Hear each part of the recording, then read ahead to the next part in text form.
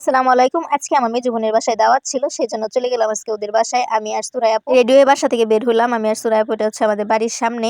ভাবলাম আজকেও আপনাদের সাথে এই ভিডিওটা শেয়ার করি। আর এই ভিডিওটা মূলত করেছিলাম শুক্রবারে, আর সেই ভিডিওটা আজকে আপলোড দিতেছি। তার কারণ হচ্ছে সময় স্বল্পতার কারণে ভিডিও এডিটিং করতে পারতেছি না। আগেও বলছি, এখনো বলতেছি, ঈদের পর থেকে ইনশাআল্লাহ ভালোভাবে পেজে কাজ করবো। আশা করি সবসময় পাশে থাকবেন। আপনারা দেখেন আমাদের হাঁসটা আমাদের পিছে পিছে যাইতেছিল। এই হাঁসটাকে কে কে চিনেন? অনেকে এটাকে বলে চিন হাঁস, অনেকে বলে চিল হাঁস। আমরা চিন হাঁসই বলি। রাস্তার দিকে উঠতেছিলাম, আর দুপুরে অনেক বৃষ্টি হয়েছে, সেজন্য দেখেন রাস্তাটা কত সুন্দর ভাবে একদম শীতল হয়ে আছে। এই রিক্সাওয়ালাকে বললাম নিয়ে যেতে, ওই যাইতেছে না, ওই লুডো খেলতেছে, ওরা ক্যারাম খেলতেছিল। আর আমার বোন রিক্সার জন্য ওয়েট করতেছে, মানে একটু আগে তো বৃষ্টি হয়েছে, সেজন্য রাস্তায় আর কোনো রিক্সা টিক্সা দেখা যাচ্ছে না। আর বেশ সুবরবান্দা বোন হেঁটে হেঁটে চলে যাচ্ছে। তারপরে দেখলাম একটা রিক্সা আসছে, সেই রিক্সা দিয়ে এখন আমি আর সুরাই আপু যাইতেছি। এটা হচ্ছে বাস স্ট্যান্ডে। আমার মেজো বোনের বাসা হচ্ছে ফুলপুর উপজেলার পাশেই। আমাদের বাসা থেকে আমার মেজো বোনের বাসায় গেলে 10-15 মিনিট সময় লাগে, 15 মিনিট লাগে না, 12 মিনিটের মতো হলেই হয়। এটা হচ্ছে ফুলপুর গোল চত্বরটা, প্রায় চলে আসছি। যারা ফুলপুরের মানুষ সবাই এই জায়গাটা চিনবেন, এমন কোনো মানুষ নাই যে এই জায়গাটা চিনেন না। এটা হচ্ছে ফুলপুর গোল চত্বর, যাকে কিনা ফুলপুরের প্রাণ কেন্দ্র বলা হয়ে থাকে। যখন ইসাপুর থেকে বাড়ি পর্যন্ত যাই, মানে এই জায়গাটায় আসলে মনে অন্যরকম একটা স্বস্তি কাজ করে। আমি এখন চলে আসছি প্রায় আমার বোনের বাসায়। এই জায়গাটা কোথায়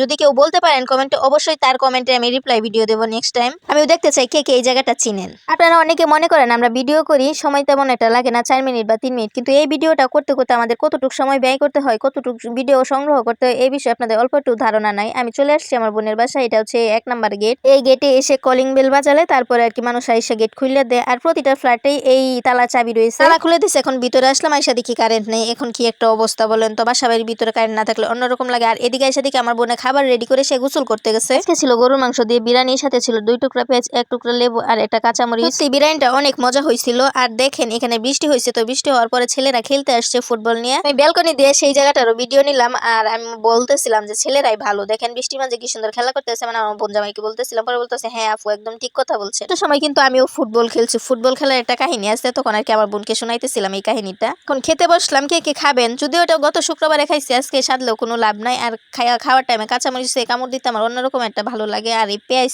বিরিয়ানির সাথে তো পেঁয়াজ অন্যরকম স্বাদ। আবার শুরু করে দিছে। আমরা কিন্তু সাথে করে মজু নিয়ে গেছিলাম, আম নিয়ে গেছিলাম, কিন্তু আমাদেরকে মজু দিতেছে না। মেহমান হিসাবে গেছি, যদি না দেয় তাহলে তো আর ইচ্ছাকৃত ভাবে খাওয়া যায় না। এর মাঝেই দেখলাম আমার বোনে আবার গ্লাস ব্যবস্থা করতেছে, মনে হয় অল্প একটু মজু দিবে আমাদের। ওমা, দেখলাম আমার ছোট বোনে আবার খুলতেছে, ওই খাওয়া রেখা খুলতেছে। আমার মেজো বোনে আবার গ্লাস নিয়ে আসছে, সাথে করে একটু ডালও নিয়ে আসছে।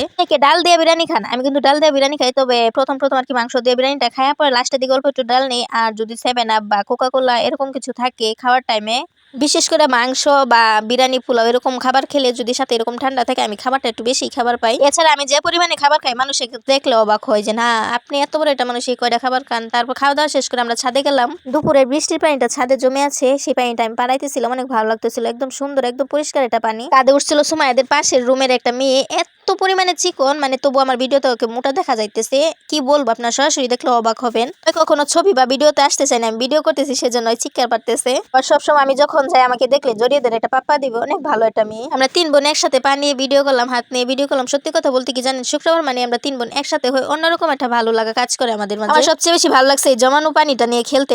মানে অন্যরকম একটা কিরকম জানি ফিলিংস হইতেছিল, মনে হইতেছিল সুইমিং পুল এরকম। আর দেখেন আশেপাশে জায়গাগুলো কত নীরব শান্ত, মানে বৃষ্টি হলে পরিবেশটাই অন্যরকম হয়ে যায়। সবাই ভালো থাকবেন, সুস্থ থাকবেন। আমার ভিডিওটা বেশি বেশি করে শেয়ার করবেন। আল্লাহ হাফেজ।